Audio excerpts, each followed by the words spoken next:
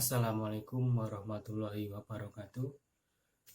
Perkenalkan, nama saya Dwi Nur Cahyo, mahasiswa Universitas Sarjana Wiyatata Mahasiswa Yogyakarta, NIM 2017006110, Prodi Pendidikan Teknik Mesin. Pada kali ini saya akan membuat video tentang bagaimana simulasi belajar ketika di SMK. Oke, saya akan mengajar mata pelajaran teknik permesinan bubut pada kelas 11 semester 1 yang bertempat di SMKN 1 Sedayu. Oke, kita mulai saja. Assalamualaikum warahmatullahi wabarakatuh. Selamat pagi teman-teman. Perkenalkan, saya Dwi Nur Cahyo, mahasiswa dari USD Yogyakarta.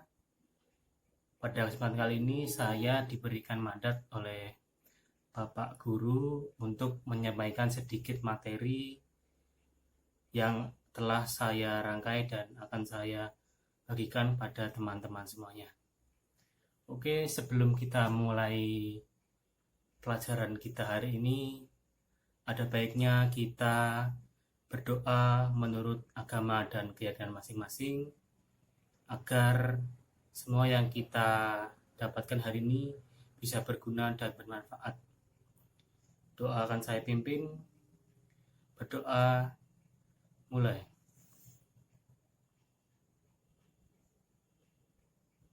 Ya, cukup. Terima kasih teman-teman. Pada kali ini kita akan mempelajari tentang K3 dan juga alat atau alat bantu mesin bubut dan fungsinya. Oke, pertama KD-nya, kompetensi dasar. Jadi yang pertama itu memahami prosedur K3 atau keselamatan kerja dalam pekerjaan membubut. Lalu yang nomor 2, melaksanakan prosedur keselamatan kerja dalam pekerjaan pembubut. Yang ketiga yaitu memahami semua alat bantu yang ada pada mesin bubut. Yang terakhir, menggunakan alat bantu yang ada pada mesin bubut. Berikutnya yaitu tujuan. Nah, tujuannya teman-teman nanti diharapkan bisa yang pertama menjelaskan prosedur keselamatan kerja dalam membubut. Lalu yang kedua, menyebutkan alat keselamatan kerja dalam membubut. Kemudian menyebutkan jenis-jenis dan fungsi alat bantu pada mesin bubut. Yang terakhir yaitu menjelaskan jenis-jenis dan fungsi alat bantu pada mesin bubut. Nah, adik-adik, pertama ada yang tahu K3 itu apa enggak? Ya benar, K3 itu alat, bukan alat ya, hanya sebagai penyelamat kita gitu loh. Jadi tujuannya itu biarnya kita kerja nyaman, kita kerja sehat dan juga selamat. Oke, jadi ada korelasi atau hubungan antar variabel sistem K3 atau keselamatan kerja. Yang pertama adalah tempat kerja, itu jelas. Kemudian lingkungan kerja. Nomor 3, input. Lalu prosedur kerja. Semua tadi akan berpengaruh pada proses produksi. Ketika semuanya itu berjalan dengan baik, maka proses produksi akan menghasilkan produk atau output yang baik juga. Jadi kalau misalnya ada hambatan dalam satu aspek tadi, bisa mengganggu yang lainnya. Nah, di sini mengenai keselamatan kerja. Nah, kita menggunakan keselamatan kerja itu untuk menghindari kecelakaan saat kerja. Nah, secara umum itu penyebab kecelakaan ada beberapa. Yang pertama itu karena kelelahan, itu jelas. Jadi tubuh manusia punya batasnya, tapi kalau misalnya kita terus bekerja, nanti pasti ada batas yang lebih tinggi. Lalu yang nomor 2 itu kondisi tempat kerja. Jelas, jadi tempat kerja yang nggak nyaman, panas, atau bising bisa mengganggu kita dalam mengerjakan pekerjaan kita. Nomor 3 yaitu kurangnya penguasaan pekerja terhadap pekerjaan. Ya, ini memang harus dilatih ya. Jadi nggak bisa langsung sekali aja langsung bisa bagus, nggak bisa. Jadi harus terus berlatih. Lalu nomor 4 adalah karakteristik pekerjaan itu sendiri. Jadi kalau misalnya pekerjaan yang memerlukan tingkat presisi atau fokus yang tinggi, itu biasanya resiko untuk kecelakaan itu besar. Lalu terakhir yaitu hubungan antara pekerjaan kecelakaan, yaitu adalah kecepatan kerja, pekerjaan yang secara berulang, pekerjaan yang harus diawali pemanasan, beban kerja, dan lamanya pekerjaan dilakukan. Oke. Nah, dalam keselamatan kerja ada yang namanya manajemen bahaya. Apa sih bahaya itu? Manajemen bahaya. Bahaya itu apa ya? Situasi, kondisi, kejadian, gejala, proses, atau segala sesuatu yang ada di tempat kerja berhubungan dengan pekerjaan yang menjadi sumber atau potensi kecelakaan, cedera, penyakit, ataupun bahkan kematian. Itu namanya bahaya atau resiko. Nah, bahaya atau resiko dikelompokkan menjadi 3 kelompok. Yang pertama yaitu resiko lingkungan. Lingkungan kerjanya ini di bidang apa, atau misalnya adalah bahaya-bahaya mungkin kerjanya di bidang kimia, jadi nanti ada zat-zat yang mungkin kalau misalnya terhirup atau terkena kulit bisa berbahaya. Terus ruangan kerjanya, suhu di ruang kerja itu, kualitas udara, kebisingan, panasnya, dan cahayanya atau pencahayaan. Lalu nomor 2 yaitu bahaya atau resiko pekerjaan. Di sini yang sangat berbahaya itu mungkin kita kerja menggunakan bahan-bahan yang mungkin di situ sangat berbahaya, jadi kita harus berhati-hati gitu loh. Lalu yang ketiga yaitu bahaya atau resiko dari manusia. Jadi kalau bahasa Inggrisnya itu human error. Ya mungkin karena keteledoran individu itu, jadi kita harus berhati-hati. Jadi yang faktor-faktor ini banyak yang mempengaruhi. Jadi ada yang termasuk karena kerjanya udah lama, atau umurnya sudah tua, atau karena mungkin alatnya nggak memadai, jadi dia gimana. Terus nanti ada juga karena kelelahan dan juga stres mungkin bisa. Nah, dalam manajemen bahaya itu ada prinsip-prinsipnya teman-teman. Yang pertama itu penggantian. Jadi diganti, dalam di sini diganti bisa orangnya ataupun alatnya gitu loh. Mungkin alatnya sudah tidak layak, diganti dengan yang baru, dengan yang lebih modern begitu.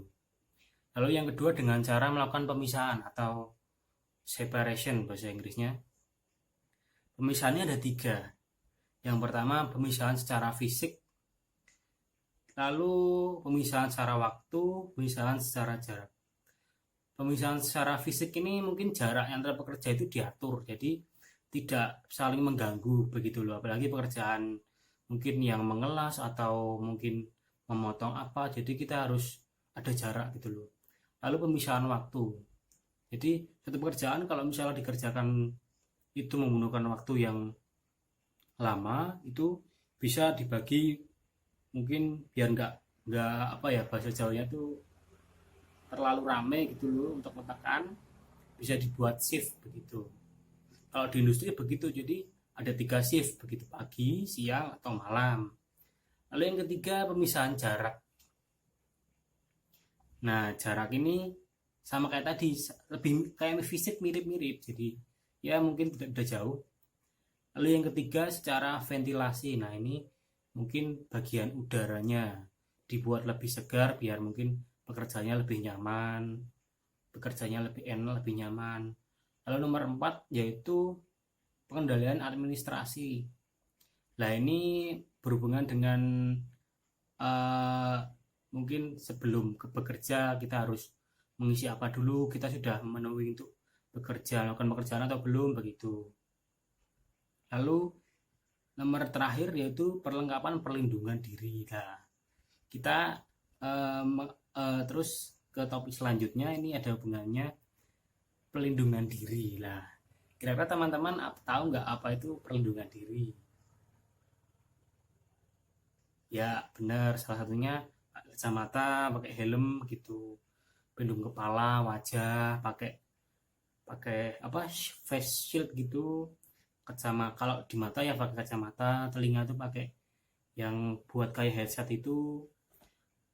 Lalu kalau misalnya bekerja di bagian mungkin mengecat atau apa, pakai yang alat pernafasan kayak seperti masker itu. Lalu pakai sarung tangan yang tebal itu yang warna kuning besar itu. Lalu menggunakan sepatu safety, sepatu yang ada bajanya. Jadi ketika nanti amit-amit ketiban benda besar, keras ataupun panas, nanti tidak tidak kerasa. Jadi tidak intinya meminimalisir kecelakaan begitu. Nah, ketika akan membubut, kita itu harus memperhatikan beberapa hal ini. Jadi misalnya yang pertama, kalau mesin bubut, pertama itu membaca instruksinya dulu, bukunya dulu kalau ada. Lalu diupayakan tempat tempat kerjanya itu bersih dulu. Lalu nomor 3 yaitu menggunakan penerangan. Jadi kalau bisa bubut itu ada lampunya hidup gitu loh. Nomor 4, hindari pengoperasian mesin pada lingkungan yang berbahaya. Jadi jauhkan dulu yang mungkin cairan-cairan atau bahan-bahan yang terbakar itu dijauhkan. Selanjutnya, sebelum menghubungkan mesin ke sumber listrik, pastikan dulu kalau switchnya itu keadaan mati. Jadi nanti nggak hidup kaget gitu loh muter. Lalu ada batas aman untuk pengunjung atau ke teman kerja yang lain, jadi nggak merusui gitu loh. Selanjutnya, ketika membersihkan mesin, upayakan mesinnya mati dan sambungan listriknya tidak diputus dulu, dicopot dulu dari stop kontak. Kemudian gunakan alat dan perlengkapan sesuai dengan ketentuan. Jadi kayak pakai APD tadi harus aman, bener-bener minimalisir kecelakaan. Nah, ada lagi yang perlu diperhatikan. Jadi kalau kita bubut, yang pertama membersihkan tatal atau bahasa Inggrisnya itu chips. Tapi pastikan dulu spindlenya itu mati. Jadi ketika spindle hidup nanti takutnya muter-muter gitu, kena mungkin amit-amit kena rambut atau kena yang lain. Yang kedua yaitu lakukan pemindahan kecepatan hanya saat mesin mati. Jadi pas muter itu jangan pindah RPM, nanti takutnya terlalu kencang, nanti nggak alatnya tidak kencang, nanti malah lepas kena yang lain. Lalu yang penting juga jangan pernah menghentikan cekam atau cak itu pakai tangan. Wah, itu bahaya sekali.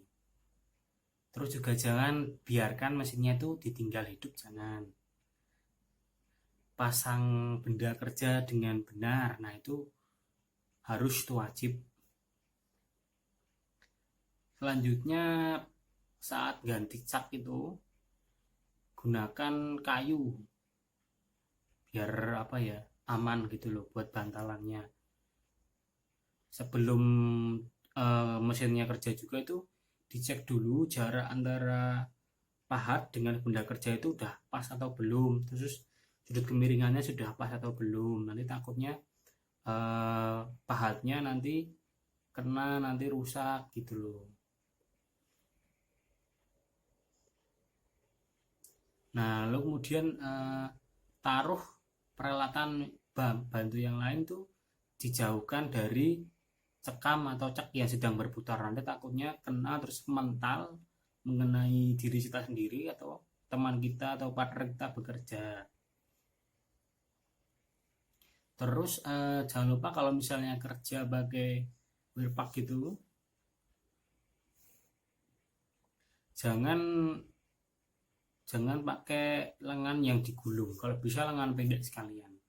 Takutnya nanti ini kena mesin tertarik nanti sobek semua.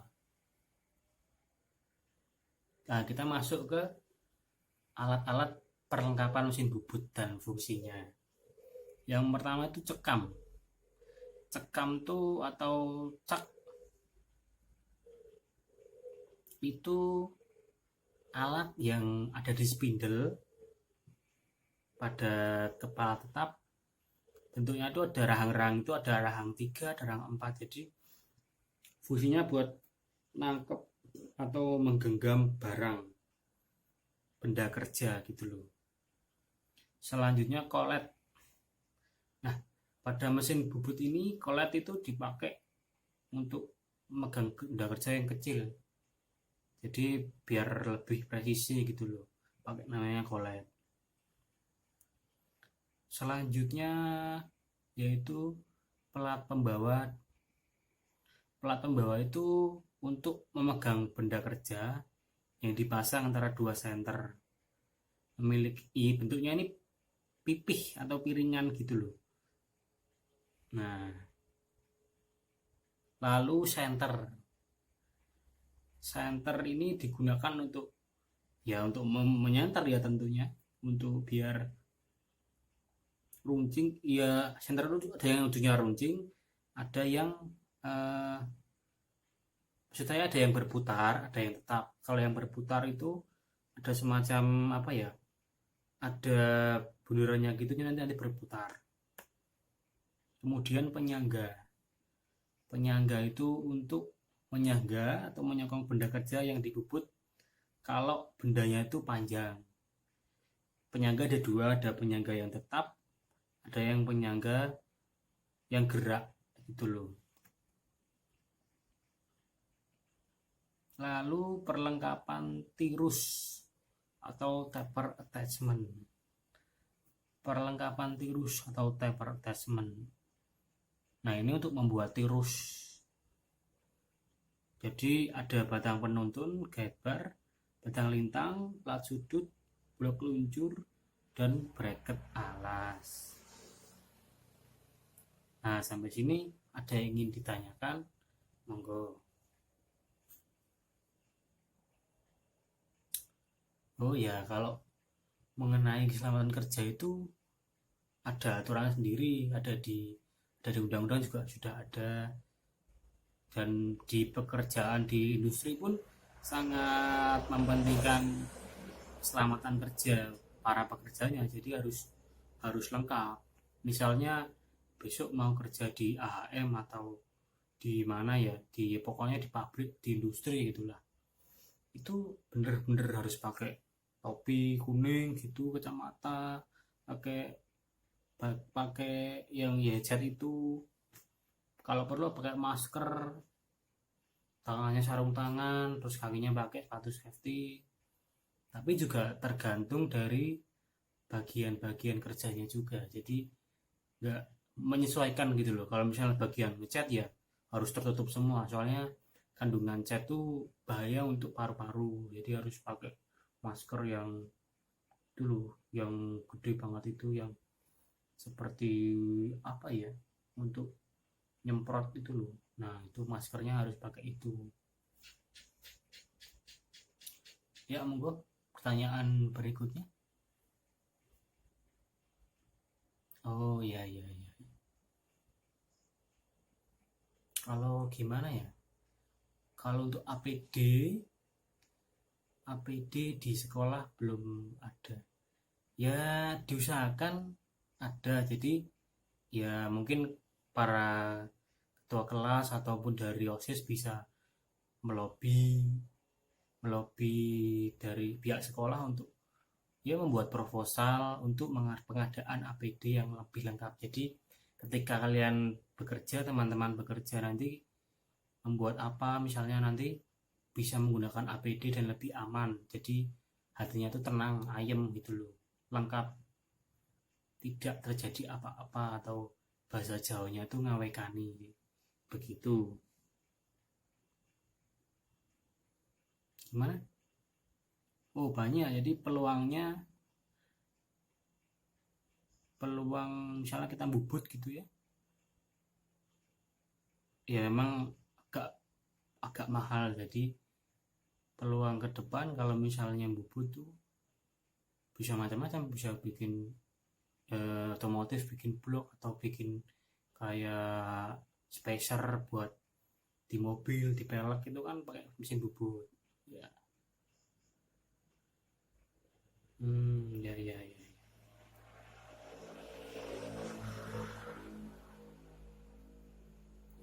Ya terima kasih. Nah, oke adik-adik, saya kira demikian. Apabila dalam penyampaian materi ini Mas ada salah kata ataupun kata-kata yang kurang berkenan di hati teman-teman, Mas pribadi mohon maaf, ada benarnya dari Gusti Allah, ada yang salah dari saya pribadi. Sekian, wassalamualaikum warahmatullahi wabarakatuh.